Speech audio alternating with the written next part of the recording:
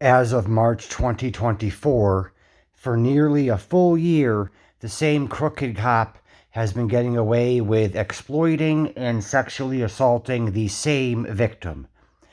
I have known this woman for many years. I know she would never, ever consent to a so called relationship with a cop. And even if she claimed to consent, he's still guilty of exploiting and violating her because she's autistic and he's a cop. She ran away from a group home, Gilead Community Services in Middletown, Connecticut, and she sought my help, so the abusive staff members vowed revenge and meant it. They forcibly removed her from my life because I tried to rescue her. They won't let her repay me while she's working full time. Of course she would repay me if she were allowed to.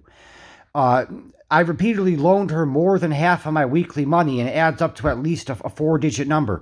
This woman is afraid of the police due to the trauma they caused, and so am I.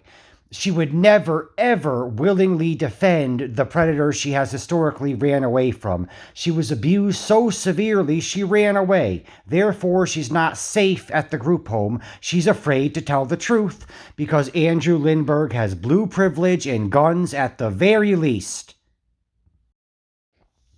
As for the rationale that the cops would have been just doing their job if they dragged her into an ambulance, the fact remains that she would have been severely injured if they dragged her into an ambulance. I wasn't about to let them harm her. I risked my life protecting her from the cops. She's afraid of the cops. She doesn't consent to a so-called relationship with the cops. And she would never say anything negative about me if she were allowed to tell the truth.